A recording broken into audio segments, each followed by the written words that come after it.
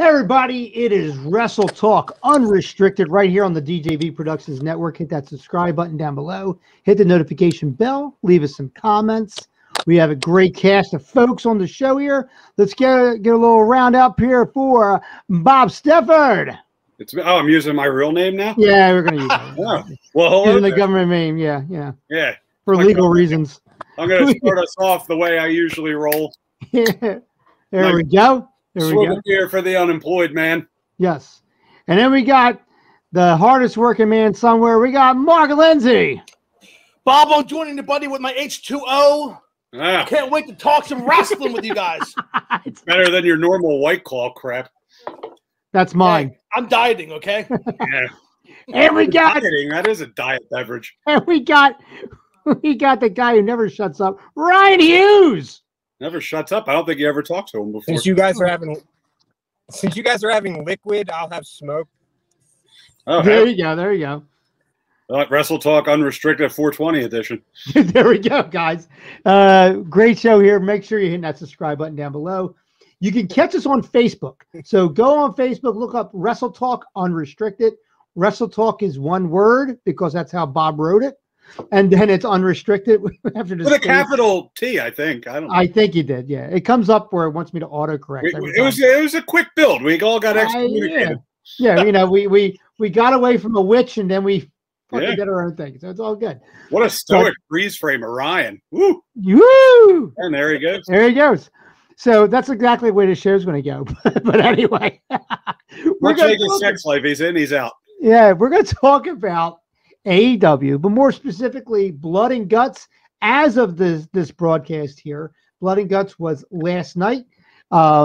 We were expecting a pay-per-view style show that was going to be that's on TNT during Dynamite, which is kind of cool to have that kind of major show. It's like a pseudo Clash of the Champions they do like once a month. It seems that they have like a special theme show between like and that's a great comparison. And St. Patty's, whatever the hell that was. And that's a great comparison because Clash of the Champions, how about it for the WCW, the NWA guys?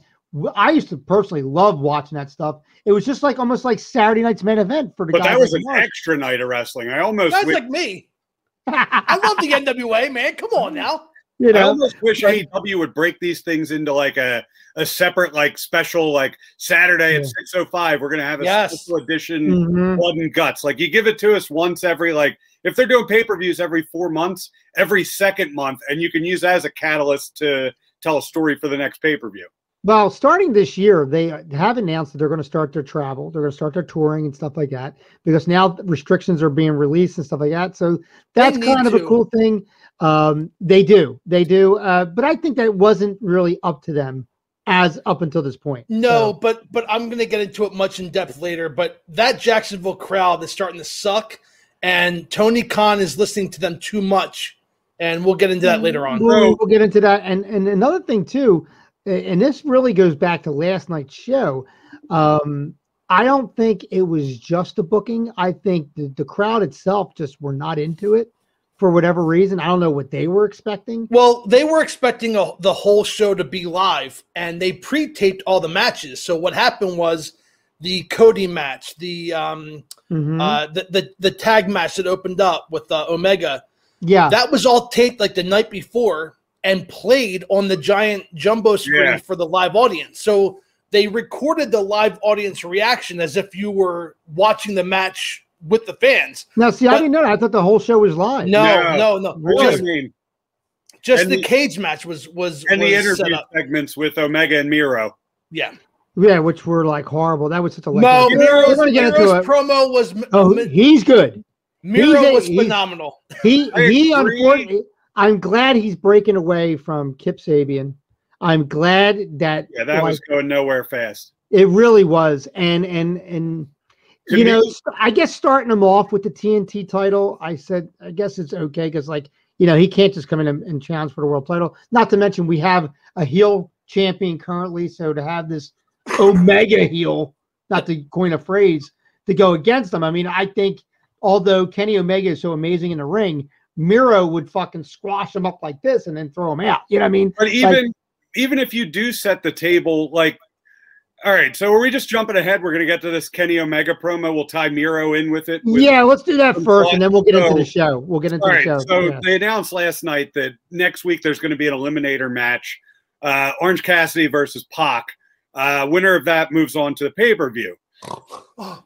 They did a good job last night of Kenny expecting to face Pac at the pay-per-view. Like, there's no way Orange Cassidy's going to win. They set the table like Kenny's like, Pac's a good opponent. And then they completely, like, they just flipped things up and they had Orange Cassidy come out and you're like, oh, shit, they're going Orange and Omega at the pay-per-view. So if they did anything, they did add a layer of unpredictability for next week because I could see. But you know, this show is being recorded, right? And it's going to be on my YouTube channel. So let's document it right now. Oh, I thought Mark Lindsay and Danny J are on the same page. What? Right now. Whoa. Wait a second. Let me tell you something. When I said it's an earthquake. Oh my God. There is. Because when I heard, the moment I heard who was going to be going against Kenny Omega, I immediately said, but we kind of did. We know two of them. We know two of them. And I was like, this is very uneventful. Okay. Very uneventful. I'm going to contradict myself, okay? So give me like 30 seconds here, Dan. Okay. So they've been hyping up for the last 2 months that Hangman Adam Page is the #1 contender. Yeah. So then they do something I totally don't expect, and that is have Brian Cage pin Hangman Page last week, which I thought was phenomenal. Now, loved it. Between the three of us, I think the main event was the opening match last week, and I'll say it till I'm dead. AEW has not perfected the format of the show, and that ties into my theory later on about Jacksonville. So I get it. Hangman Page can't be your #1 contender if he lost to a guy outside of your top 5. But that doesn't mean he should be number 3 or 4 or 5. Like, he should have been involved in that match. Now, you want to have Pac? I love Pac. Have Pac and Page go at it. Have Pac get advantage from triple triangle, whatever the hell they are, and have Page get screwed because we're eventually. Oh, sorry, Bob. We're eventually building up. You're right over. We're eventually. I'll stop. Now keep going. You're good. We're eventually building the Page and Omega. I love it. Long-term storytelling. I complain about that all the time. But I'll tell you just to interrupt you, but just to capitalize on what you just said, especially about how, like, to have Cage come in and pin our #1 contender. This is actually old booking that dates back to Jim Crockett Promotions, guys. Right. This is a thing where things are happening in the world of the NWA, but on this TV show, this shit's happening. And that means if Page wins, you have an automatic contender in Cage because he pinned him. Right, and you're setting up this next feud down the line without even thinking about it, and that's what I been saying for years that pro wrestling has been missing. They kind of got away from it in WCW once they started really competing with the WWE in the Monday Night Wars per se. But once kind of Turner went to that step and said, all right, we're now World Championship Wrestling, they kind of got away from that and they went sports entertainment in that sense. But during the NWA, when you watched Worldwide as an example, you heard all these promos about what the hell's going on with Ric Flair and Lex Luger and Nikita Koloff and Magnum TA and whoever. Meanwhile, on the show, Denny Brown is defending the Junior World title. Or this one's doing this and this one's doing that. And this guy challenging. How about this? Magnum TA, U.S. champion. He's got shit going on with Nikita Koloff. But who comes up and challenges him? Jimmy Garvin. Because time does not stop. You don't just get one challenger. You're the top of the mountain. So everybody's going to go for you. That's why I really love that Brian Cage was able to go in and pretty significantly take out Adam Page. He upset the entire rankings. He did. And he really just destroyed him. So when AEW got started, about we'll just for the sake of this argument, we'll call it 2 years ago. Yeah, 2 years. I guess it was about 2 years ago. It was about 2 years. Yeah. They announced that they were going to be doing the ranking system, which to me adds a little bit more realism and makes it feel more like sport. Yeah, it's all predetermined. We know that, but it's an easy way to keep track of, like, it's not like WWE where somebody walks in a ring and, like, I want to be in. I'm announcing myself for the Royal Rumble match, but then later in the same exact show, 20 minutes later, you have a guy fighting for a spot to be in the Royal Rumble match. It's like, well, why does he just get to declare that he's going to be in it, but I've got to fight my way into it? Right. So now they've kind of gotten away from this ranking system, and now we're circling back, and we're finally getting back into it, and people are complaining about the top of the ranking system. We're not ready for Page versus Omega yet. No. Adam Page, no. I agree. Adam Page still has to find himself, and they used an opportunity last week to put Brian Cage over huge. They did, but Bob, go ahead. I was just going to say, you're right. I wanted to hammer home your point. They're not ready for Page Omega yet. They need to build to that. Yeah. And I think a way that they could have done that is by having Pac versus Page and having Page come this, just this short. And then you witness his journey because he's eventually going to get there. And I think they could have continued that storyline without throwing your bum Orange Cassidy. But understand, though, he had this huge journey, though, of having constant losses and not knowing who he was and not knowing what he was. And now he's found himself. He's not joining the Dark Order, but he's cool with them. He's on his own. They've always got his back, which I love. Which is really cool. But meanwhile, he's like, hey, that's cool, guys. I don't need you. And he got his confidence back. Stella got his groove back in a sense. So I think he already is. I don't think we need to see it again. I think he needs to keep proving that, hey, I'm Adam Page and I'm back. And so you know what you almost need to see? You almost need to see, after we get past this pay-per-view, we almost need to see Omega, like every time Page gets to the top of the ranking system, Omega's just there kind of looming, and it distracts Page and costs him the match, and it keeps knocking him down in the ranking system. Like, I'm fine with it if they keep telling this story the way they're telling it to go another 2 pay-per-views. And whatever the last pay-per-view of the year is, that's finally when we see Adam Page get coronated as AEW champion. Yeah. But there is still too much story to tell and too much intrigue, especially everybody knows how wrestling goes in a lull during the summer just because everybody's doing other stuff. The summer is historically never good for any wrestling company. And this summer is going to be worse because COVID restrictions are being lifted. I don't think ratings are going to be good at all. We're going to be caring about sitting home on a Wednesday, a Tuesday, a Monday, or especially a Friday to watch wrestling. But, there's always the DVR business, but it's not the same. And so this is the time they should take advantage of flying guys in from New Japan, flying Kenny to Japan, work on this belt collector thing, because then when Omega gets beaten by Page, Adam Page is instantly the biggest babyface in the business. Right. Now, Kenny Omega taking the place of Austin Aries as the belt collector. Oh, fuck Austin Aries. I liked it when he was doing it. Austin. I did, and I liked it when he was doing that, and I thought that was cool. I'm talking about Austin, the human being. Now, on a side note, there has been rumor, nothing confirmed or anything like that, that there's talks of bringing TNA back as its own separate promotion. Huge mistake. Nobody cared. Well, you know what? I think we're in a time frame where everybody's like, you know what? NWA's out of the picture. Give me 10 seconds. Can I just tell you how important Impact and TNA is?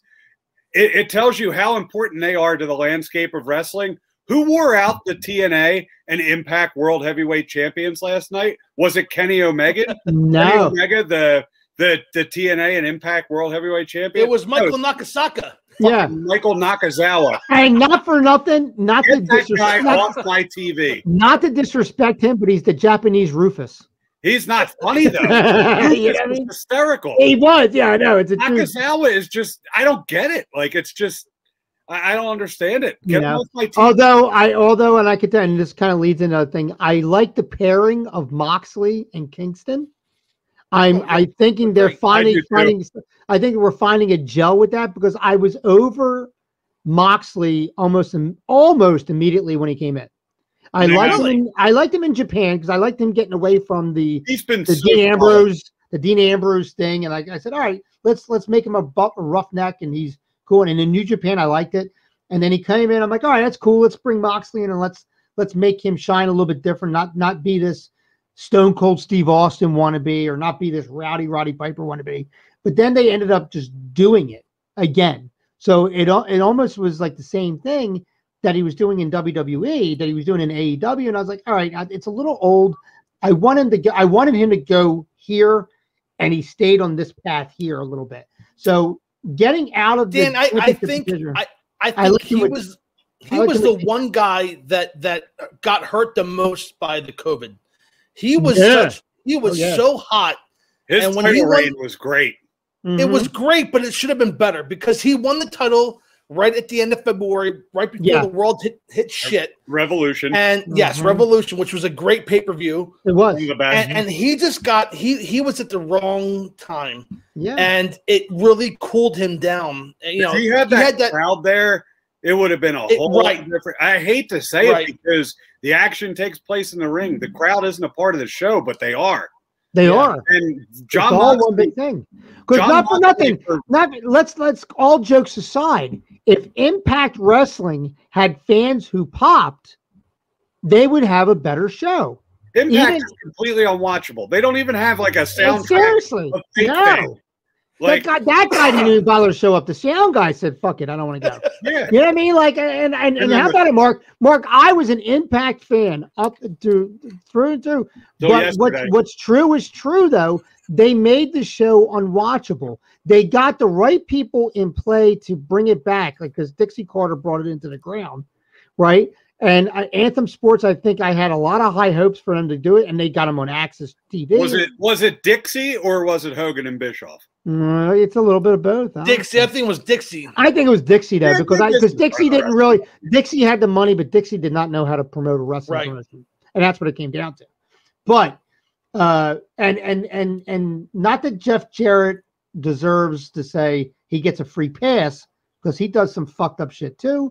But when you have Jeff Jarrett as the person who you can lean on after he left and he's willing to come back and stuff like that, I think that kind of like got messed up too. Now, granted, his position with them when he came back with his promotion, he messed that all up apparently, or whatever the case was. But at that point, it's like not to say, oh, but we need him anyway.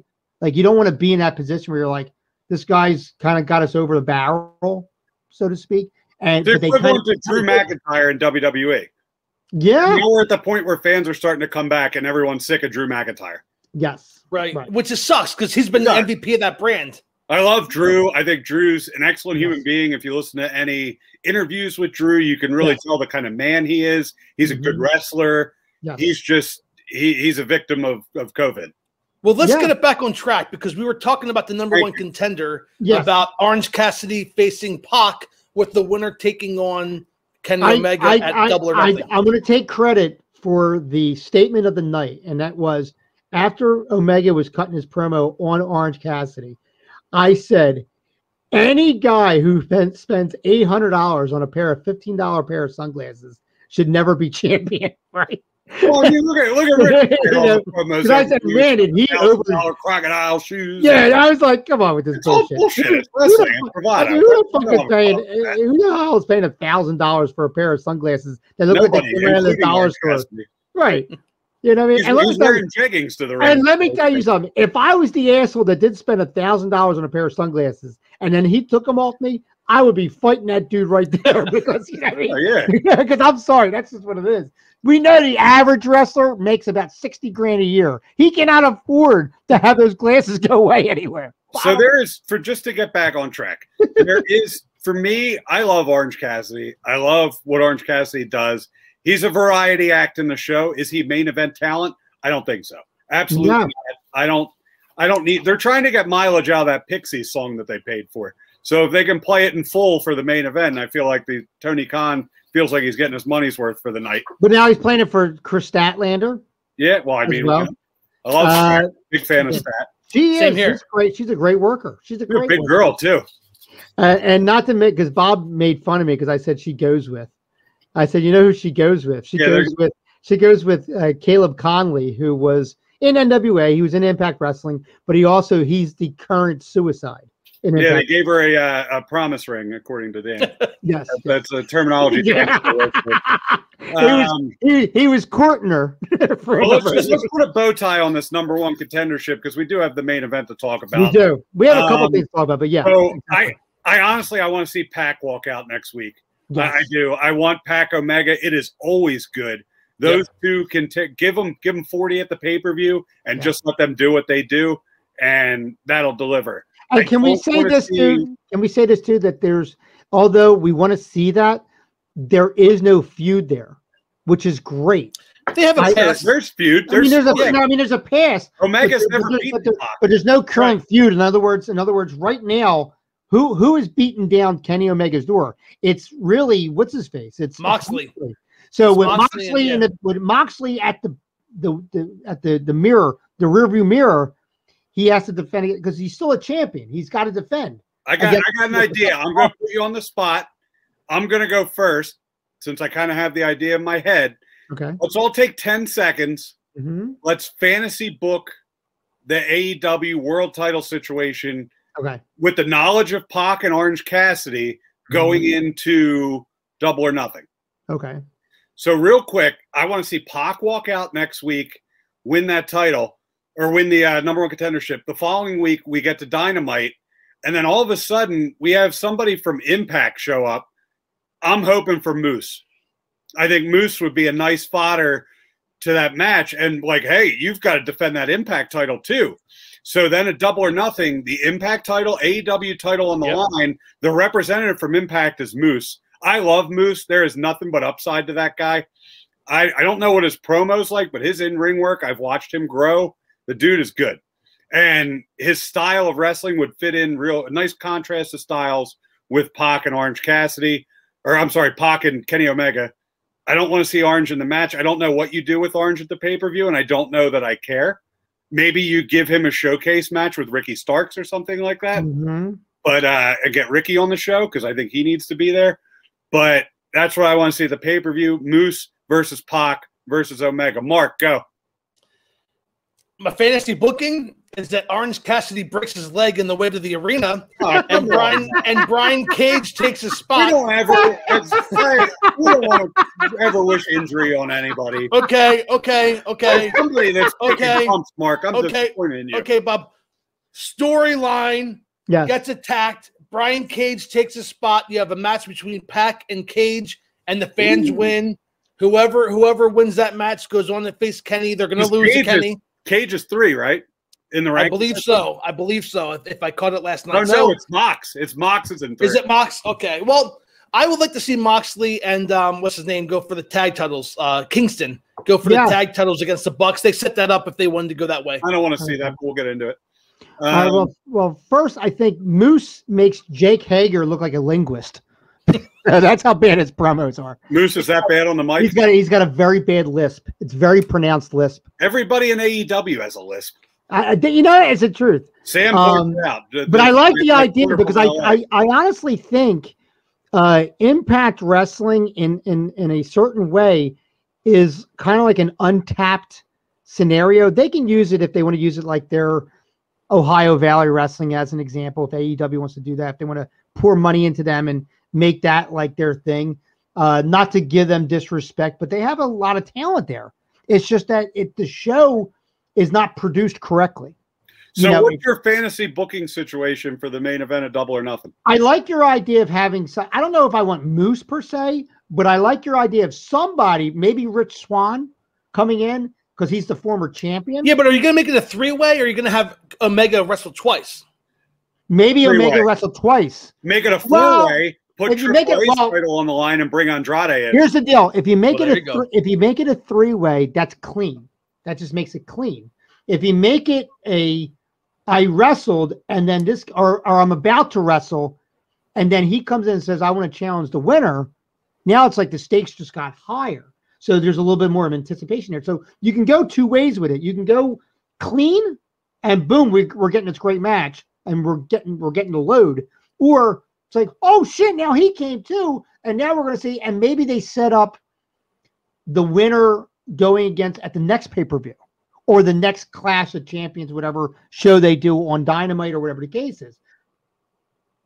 said, but maybe I would want Rich Swann or whoever they really want to push. I mean, I guess you can go with Moose too. It's Moose you know who it's going to be? It's going to be Sami Callihan. That's a great one because Sami Callihan's great on the mic. Last week on Impact, I was one of the 4 people that checked out the highlights of Impact last week, and it seemed like the Good Brothers were holding down Sami Callihan to.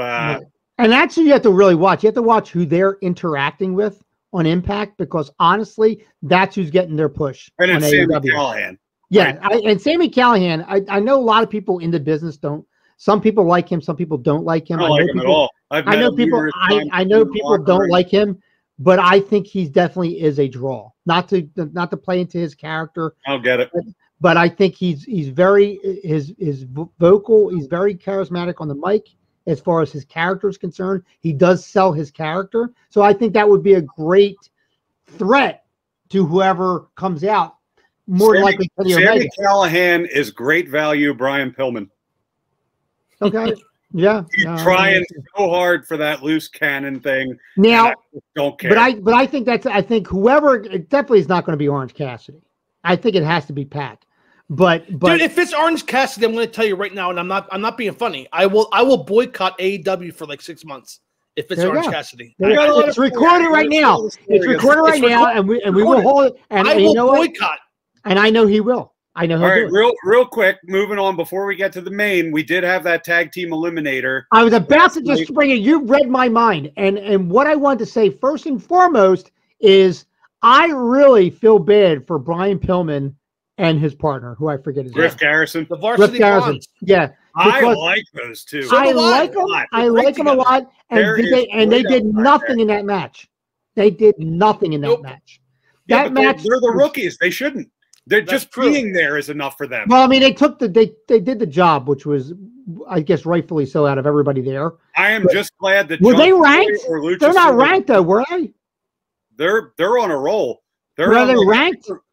Because they were mentioning that everybody was ranked in that. They were number 4, I think. Were they? Are they ranked number 4? Because I was like top 4 tag teams last night entering. See, the problem is I don't watch the dark, so I don't know what the hell's happening on YouTube. See, I watch that when I do cardio, so I watch that in Elevation. Yeah. So I'm only watching Wednesday night and saying, well, all right, well, why is this guy ranked this much? Because I hadn't seen him anything or whatever. So we can all see the writing on the wall. SCU next week is not winning the tag titles. No. And they're going to start up. You'll have Kaz versus Daniels. And what's the name? And Daniels is going to retire.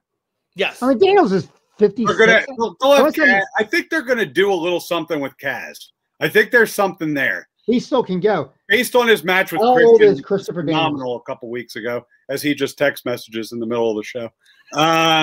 51 years old.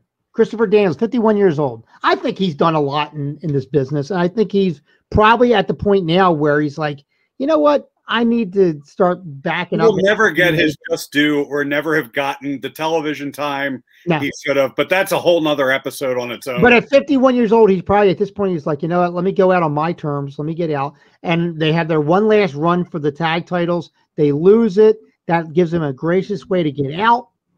But so as we're concentrating so heavily on the ranking system with the men's heavyweight title, they're just going to completely blow up the ranking system for the tag teams by putting Kingston and Moxley and Kingston low key. If it's on Dark or Elevation, they need to keep the legitimacy of this ranking system and just pick up wins. I don't care who they beat. They need to go against. Show me a visual of them undefeated as a tag team. They need to have a decent match against that. What's his name? Lucifer and the mask guy. Luther. And I don't want to see Luther on my fucking television. I don't like him at all. But I mean, that's what they need to go against first. They're always saying. You know what I like too? I saw. Tell me it happened on a dark match. They brought. I don't want it on television. Not even YouTube. They brought the guns out. I like the guns. Yeah. I fucking love all I would like to see more of them. We just saw that I guess it's on Dark where they got Devon's boys. Yeah. The Hughes brothers this week. It was good. Real good. Yeah. So, I mean, I would like to see them.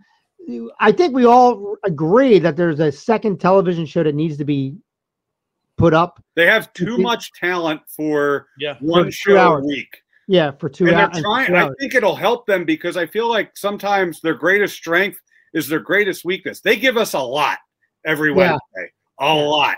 And sometimes I think they try to cram too much in instead of letting it breathe. The format has not been perfected. And before we get to the main event, real quick, Miro or Darby? I go Miro. Oh, Miro. Pull the trigger. Pull the trigger. There's no way that Darby. Well, I don't know. He'll survive. Because what are they leading Darby up? Darby and All Ego Ethan Page. If you two have never seen it before, please go on Vice. No, there is a documentary out there that sums it all up. Vice did that series after Dark Side last year. Yeah, that was Dark. They did after Dark Side. It was called The Wrestlers or The Wrestler. Yeah. There was a whole episode dedicated to Evolve, which focused heavily on Darby versus All Ego Ethan Page. One of the best feuds of the last 5 years. The matches are great. They have insane chemistry. That's what I want for that title. I mean, I think Miro coming in and taking the title would be a nice, refreshing thing because at any given time, anybody can have their 3 seconds to get the title. But I mean, it looks like they're setting up Page again to go against Darby. Now that could be a feud. Maybe do you think maybe Page in a way helps Miro, not as a group together, but they interfere with the match with Darby, and that's how Miro gets his win and gets the title. You just brought up an interesting thing that there's one thing I'm going to agree with Vince McMahon on here. God help me. There's too many Pages. We've got to. There's even if there's 2, there's 1 too many. There should only be 1 of each name in the company, and I think there's a couple duplicates in AEW. We got to work on that. Yes. Just call them All Ego. Well, yeah, if you watch if you watch the Steve Austin biography when he first broke in, Dr. we already have a Williams. Change your name. You got 5 seconds. Yeah. All right, let's get to the reason why we're here. The meat and the potatoes. The last. Real quick, Julia Hart. How adorable was she right before she got beat up? All I saw was Britt. I know Britt's cute, but I mean Julia Hart was really adorable. All right, so go ahead. Main event time. I just wanted to put that out there. I was smitten with that little girl. I was like, oh, she's so cute. I only saw Britt and Rebel, not Reba. So are we going to discuss the match? Are we going to assume that everybody who's watching our video watched the match? I think it's a fair assumption. They pulled a hell of a rating for it last night. Yeah, they did. But we can talk about that at the end of the show. Because, I mean, understand Blood and Guts is officially, we could say it on this show, it is War Games. Okay. Yeah. This is a WCW. The match beyond. This is a WCW/NWA. It's a match. Dusty Rhodes creation. Dusty Rhodes creation. Okay. It's been used by everybody. MLW used War Games. WWE has the trademark for it. They had a decent version the first time the WWE did first one. Yeah. All right. This is the last thing I'm going to say about WWE before we move on to this. There is no way in hell War Games, Match Beyond, Blood and Guts, whatever you want to call it. Yes. There is no way you can have a double steel cage match or any steel cage match for that matter where there is not blood. Right. A cage match is historically the end to a blood feud. Here it was used as almost the beginning stage of this feud because this isn't by any means done. No. But NXT, man, you watch these War Games match. Sure, they're a lot of fun. It's not War Games. There's no lid on the cage. But you can't have this kind of brutality without blood. It just takes away from it, and that's the first thing I think. And hats off to AEW. Everybody bleeds in that fucking show. Jericho had paper from the cardboard at the end, but we'll get into that. So that's what I wanted to mention, Dan, because we're going to assume that everybody watched the show. Yeah. It was reported today on PW Insider that a lot of the wrestlers actually bled hard way from the Blood and Guts match, which I found kind of shocking. No. Not Jericho. That blade in his hand. That cameraman couldn't have focused any more on it. Not Jericho. he sat there like this forever, like, and kept like trying to like cup it in his thumb, and I was so distracted by watching him hide the blade.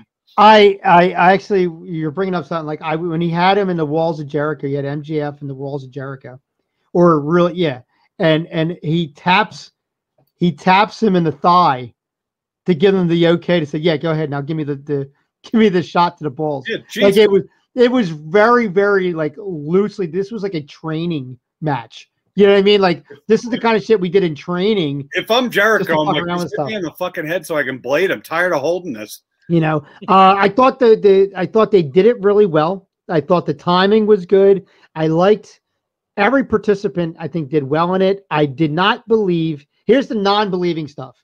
When Sean Spears is climbing up and he puts his head in the thing, and they're like, "Oh, he's hanging." No, he's not. His jaw's not even touching the metal. He's just kind of sitting there like this. Yeah, that was a little silly in my opinion. And it was too much of a close-up. Like I was like, you totally fucked this up for what they were trying to put over with the comments. They were trying to like give the first tease of a surrender. Yeah, and it was like not happening. It was fine, like, but the brutality of the match was just. I really enjoyed the whole thing. FTR versus Santana and Ortiz. If we don't get that at Double or Nothing, I don't need a gimmick match. I just want a straight up tag match. I want them to follow the fucking rules of tag wrestling. I don't want them to make the referees look stupid. I want to see a wrestling match. Give me 2 out of 3 falls. I'll take that. Jesus, I want that. That would be fantastic. That would be fantastic. I think seeing the 2 big guys, Hager and Wardlow. I don't give a shit about Hager, but I want that match. I want to see Wardlow and Hager go at it after that. Yeah. Yeah. Well, remember Hager's down by 1 to Wardlow. Yeah. Because Wardlow beat him once, so Hager's got just desserts to say, come back and let's do a rubber match afterwards.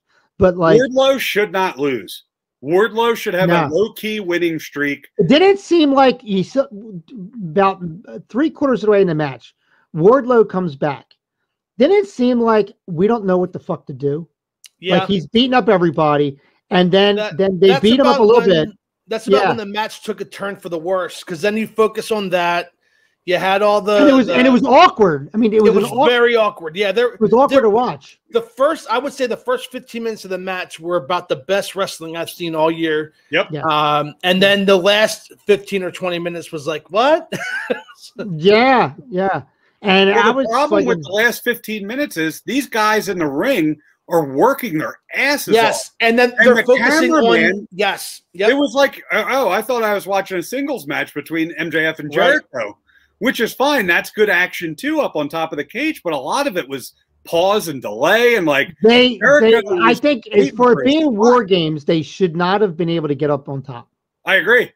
Because they should have been locked in the cage. That's the whole fucking point. I love them entering with weapons. I was hoping when Hager and Wardlow were going at it, I was hoping to do like a Big Show gimmick where the fucking cage falls off.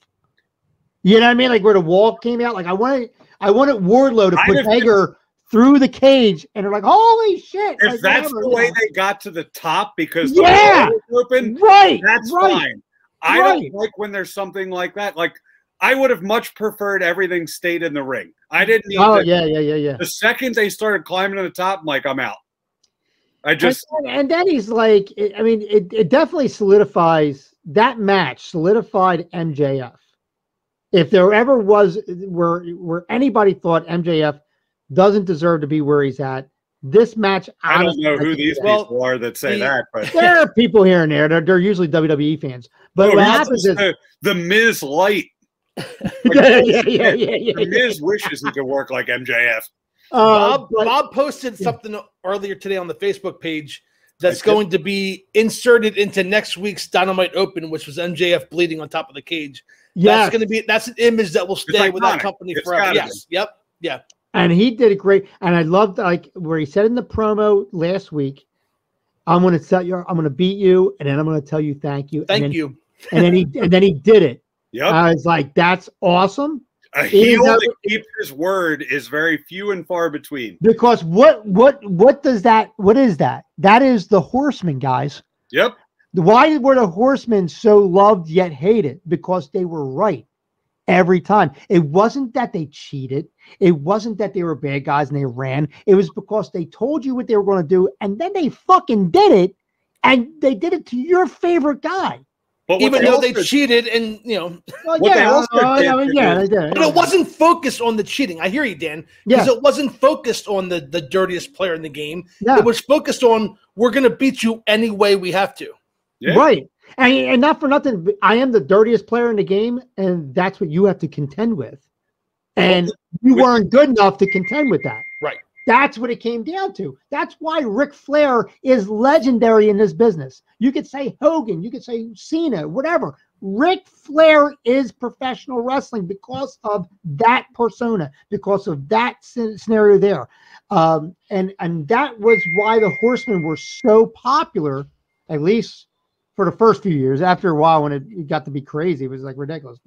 But that's why, and that's why Pinnacle is going to go that route. And I think having Tully Blanchard there to say, this guy's telling us all what to do.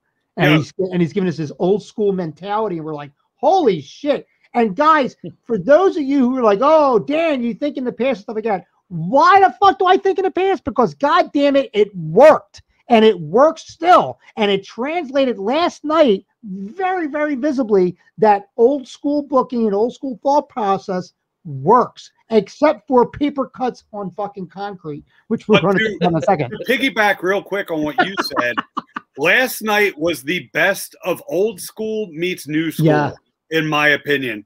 There was so much to love from an old school and a new school in that match last night. Like I really enjoyed it.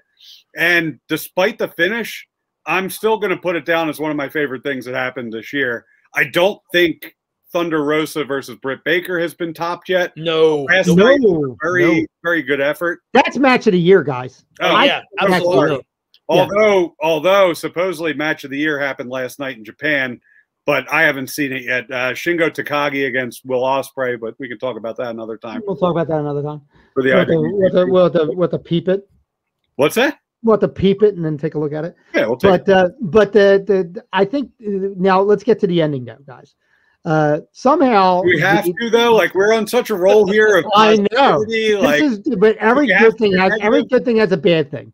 And once again, I need to solidify why Mark and I are on the same fucking page for the first time in forever. And it's because in a match where you're supposed to be trapped in there with your combatants, I'm on the same page. All three of us. These sons of bitches are on the top of the fucking cage, right? Shouldn't have happened. And as soon as I said, now come on. I said, any asshole is going to tell you, MJF's going to throw him off. Yeah. Right? My wife said it. She was watching this. Oh, he's going to go off. She goes, I hate when they do this because somebody's going off. And I said it last night. I said, once Mick Foley went off a Hell in a Cell, there is no point to throwing anybody off a cell ever again. I said, and I said, and Mark's ears itching because I'm fucking saying something positive that he's going to fucking agree with about WWE. And I said, disagree there. I think you that. Why?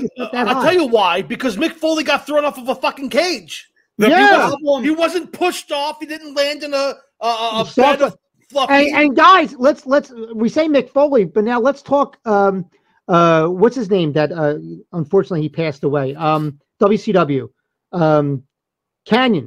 Chris Canyon. He went off the Tower of Doom, if you remember. And he did that fucking thing into the entranceway because remember he was a stuntman prior to being a wrestler. Wasn't that the 3-tier cage? Yeah. Yes. Yeah. So between that and Mick Foley, Chris Jericho just took a dive into a pool. By the way, right. I would love to I would love to see that 3-tier cage come back. Nothing. Yeah. Well, I guess, but I was going to say somebody will fuck that up. Nothing can beat Rikishi being shoved off Hell in the Cell into a bar. I don't know, hay or whatever. Yeah, Armageddon. That one year, I think it was Armageddon 2000. It was a 6-pack challenge, Hell in the Cell. Yeah, Rikishi, and he lands in a truck that was conveniently parked with hay there. That was the worst. Jericho last night was the second worst. Okay, so I'm glad you brought that up. Let's compare and contrast to the Rikishi going through, because that's immediately in my head what I compared it to. We all knew the truck was gimmicked with a crash pad or whatever. What WWE did right, which is what separates them from AEW, is the camera work. Yes. Last night's idea, the booking of it, fantastic on paper, very poorly executed. Yes. Right. So the idea of Sammy caring that much about Chris Jericho to surrender, I like. But you know what though? But you know what though? You did not get that. That wasn't conveyed though. Even though I know exactly what you're saying, and I knew where they were going. Do a real good job of. The announcers were not excited, were they not? They were not screaming. They were not pulling. Oh my God! None of that happened. But MJF they were looking out for Jericho and wanting to preserve the rest of Jericho's career is a great story that could have been told better via commentary. And the problem with Jericho and they needed camera work on Guevara. They needed camera work on Guerrera, saying no, please don't do it, because I didn't get any emotion from anybody. The camera work. I said he's going to throw him. I said he's full of shit. He's going to throw him, and all you hear is the back of Guerrera's head. Don't do it. Dan, I would have preferred that he threw him off. He didn't throw him off. He pushed him off. It was like and then Jericho just kicks away. Like, that was the worst part of it for me. Is that okay? If he gets thrown off like Mick Foley got thrown off, that's at least a great visual, whether he lands on padding or not. He got thrown off, but he got tapped off, and then Jericho's leg extends to clear the space. Now, let me ask you this: would it maybe have worked better if you did a role reversal? And although the grudge is between MJF and Jericho, but maybe we get Sammy Guevara up there, and then he throws Guerrero, who could take that kind of fall. That's what I texted you guys. Jericho's like, no, don't do it. You know, I texted you guys that last night. I think I texted you last night. I think it would have been great if Jericho saved Sammy. And no, I hear what Bob's. I don't want to speak for Bob, but I understand that perspective too, because Jericho's close to retiring. He's not the future of the business like Sammy is. Yeah. So you want to protect Sammy. I get that. Mm-hmm. But I think the emotion would have been better if it was Jericho saving Sammy. He brought Sammy back in. He makes mention that because of MJF, he quit and he got back. So, and then Sammy comes up and says, I'll fucking fight all you and I'll be the first one. So it really led for this emotional thing. And then you think back to where there's that picture of Jericho in WCW where he's holding a young Sammy Guevara. Yeah, I didn't know that. You can look it up. You look it up. There's a picture. They have a double picture where they're tagged as lay sex. We'll find it. Right? We'll post it on the Facebook group. So if you're we will. Back later, Sammy was a fan at a WCW Nitro, like a 7-year-old, 8-year-old kid, and Jericho's holding him for a picture, for a photo op at the arena while that's pretty cool. Yeah, and so I think about that for a second. Like, that's a cool thing where this guy's seeing this idol of his, and then he becomes his tag team partner later in life. Think of that emotional content, and now Jericho feels responsible for this guy. I'm trying to frame the picture while you talk. Yeah, please. I think Dan and I are on the same page, because I think the emotion was with Jericho protecting Sammy. Yeah. Don't get me wrong. I liked that they chose to go Sammy saving Jericho or protecting Jericho. But like Bob said, and to tie this all up in a knot, the announcers did such a shit job of portraying that it came off flat. It did. Really flat. I mean, the announcers were flat. The announcement of the match, for the most part, was flat. I mean, I gotta say that. I do love the line of the night was Shivani going about MJF. What is this piece of shit doing? He hates him. He hates him. It carries over from MLW when Shivani was in MLW, and that's where you first get a really good look at MJF.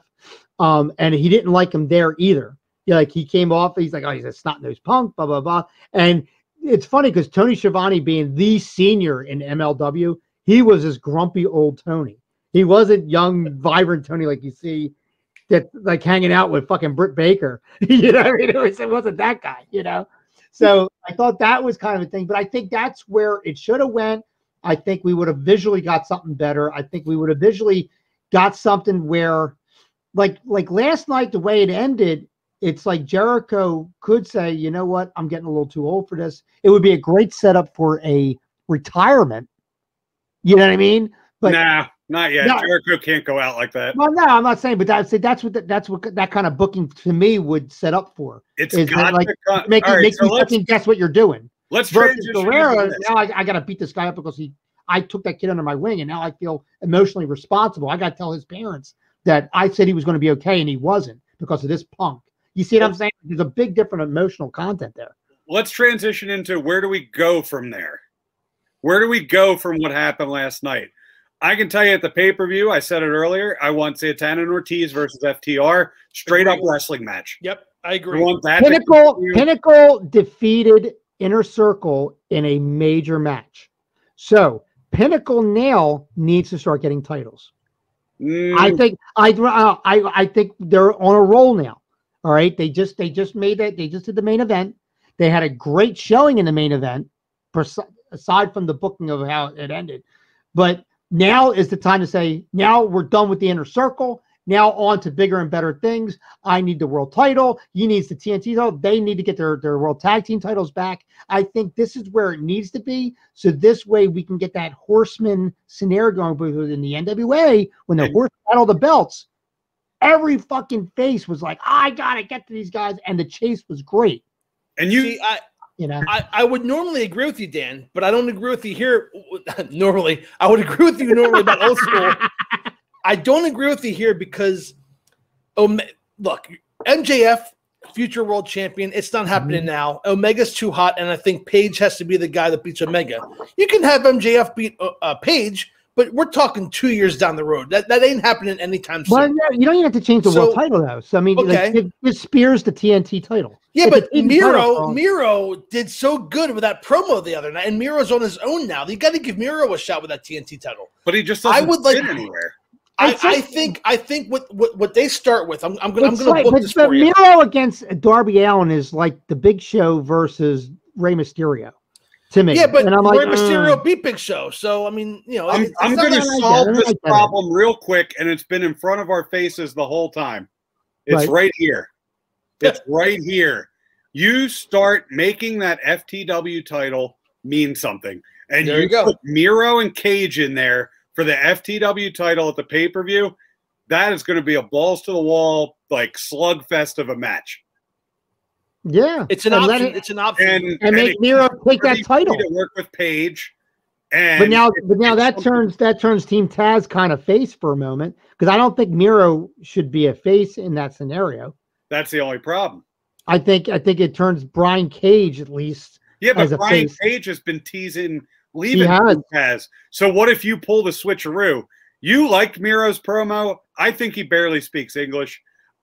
If he had Miro joined Team Taz. Miro joins Team Taz. Brian Cage out. Taz puts Miro on Cage to take that title back. I'm okay with that. That's Taz's title. That is exactly what happened with Ole Anderson and Lex Luger.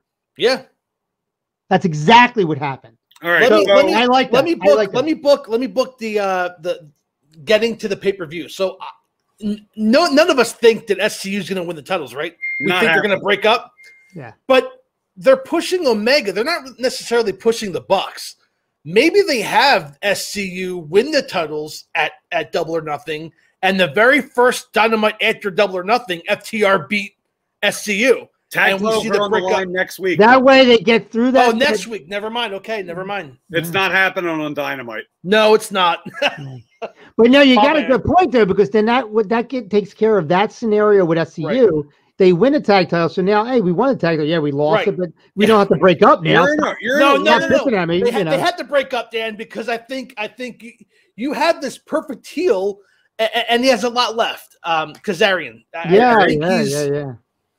Well, you saw that shot he gave. Who did he do to Pillman? He gave Pillman a fucking shot last night in that tag match. His match with Christian Cage was as scientifically sound as you could have had in a wrestling match for all of the year. He needs to go away, Christian Cage. He needs to stop. What? I'm done with him too. Get him out of there. Get him out of there. Get him out of there. He outworks everyone, Dan. Yeah, I like that gimmick. Why can't we have Hook? I hate it. Can't we have Hook go in there and fight Darby Allin? Can we have Hook follow Orange Cassidy to the arena next week? Yeah. Young talent. Look, let's put Hook in there. Hook hasn't wrestled anybody yet. All right. Here, let me propose. Let's give the audience a little hook for next week. Speaking of hook, a little hook. Why don't we do an episode on the young talent? Who's got it? Who doesn't got it? Okay, I'm going to tell you 3 who don't have it. Save it. Give the. We want to do pros and cons. We'll do a pros and cons on. Let's save who's got it. Episode. You got to hook the audience. Three who's got it. 3 who's got it and 3 who don't. I can't wait till next week. Hook, Powerhouse Hobbs ain't got it. So I saw this on another podcast. You don't like Hobbs? No. Yeah, I don't know. Let's save it. I'm begging you to save something. Who is that guy? Remember that guy that came in for like 13 seconds and he was in the first year in the season 1 of AEW. He was PN News. Yeah, PN News. That's the guy. Yes. No, he was the guy that was in that defunct Ring Warriors, and he's a major suplex guy, and he's a real big dude. Cobb. Yes, Cobb. Cobb's under contract in New Japan. He's over there killing it as part of the Empire with Will Ospreay and Great O'Khan and B. Priestley. I don't believe he's a free agent for a while, but that dude's a killer. Bring him in against Hobbs. So I just want to put this out there. Hobbs and Cobb. I saw this on another podcast. We've somewhat ended with a lot of negativity based on what we saw last night. Yeah. Let's give people, let's each take a chance to end on a positive note here and give somebody their roses from last night. We talked about blood and guts. It ended the way it ended. Julia Hart, because she was hot. Fans wasting some foliage on Julia Hart. I'm giving my flowers or my roses to Sammy Guevara. Yeah. That was a star-making performance. By the way, if you look it up, he posted pictures. He's got like major gash in his head. He is fucked up. Just real quick, speaking of pictures, go to Cash Wheeler's Instagram. I posted it as our cover photo in the group of his gear afterwards. Yes. What a cool fucking photo. Yes. He wore his Bret Hart socks because that was the influence of his career. Had him on underneath his boots for good luck. Very cool photo, but I'm giving my roses to Sammy Guevara. Star-making performance last night. You know who I'm going to give my roses to? I'm going to give my roses to? Well, 2 people. I got a dozen roses. I got a dozen roses, and I'm going to give 6 and 6. I'm going to give 6 to QT Marshall, who I thought worked a nice match against Cody. QT Marshall is a solid worker. Can I leave the podcast? Yes, you can. Mark, what do I click the? I want to give the other 6. I want to give the other 6 to Arn Anderson when he got him and was rubbing his face into the thing. I said that is the greatest thing I saw Arn Anderson doing forever. And the reason I say this is because I was listening to Arn yesterday, and somebody asked about Arn, like, hey, like Tully Blanchard did a match or whatever. Would you ever get in and do a match? And Arn said, let me tell you right now. First of all, you asked Tully Blanchard how that worked out for him. First off. He said, secondly, I am retired. You will never see me in a wrestling ring ever again to wrestle. He goes, because I will not embarrass myself or this business. I didn't think Tully embarrassed himself at all. I think Tully looked great. I thought Tully looked great for a 60. And for the record, it's QT Marshall. And I don't care what he does on camera. I want him to fuck off of it.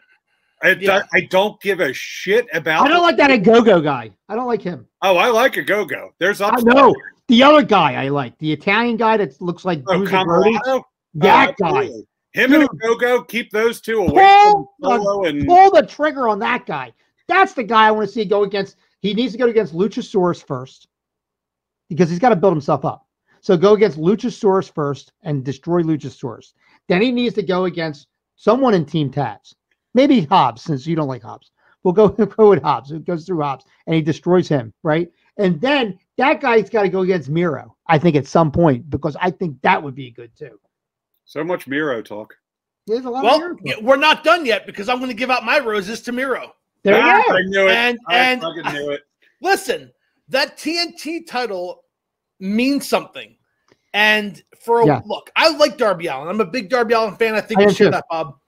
And the fact is, he's great, but they've been having him in that main event spot. And look, I love Sting too, but you're ending your only show, not your flagship show. Your only 2 hours a week have ended 2 of the last 3 weeks with a 60-year-old Sting looking at the camera. And I get it. It's old school. It's TNT. It's the history. Can we take Sting's pay and just get an extra hour? I agree. Well, I'm Sting's fan. I'm one of Sting's biggest fans. I'm like, how is it that Darby has completely overshadowed Sting to where Sting looks like a second? Like I don't. This is not going to be a popular statement with Bob, but Sting reminds me of grumpy old Bret Hart. He does. First of all, he's parading around. He's parading around like he's the fucking fifth Beatle with that fucking outfit he wears. I don't know what Sting's going with that jacket, right? Dude, but Sting became a grumpy old man. He became a grumpy old man. Let me hand up my roses, man. I'm just saying. You already gave him to Miro. Fucking Miro took it. The last 2 weeks we've been ending with Darby Allin.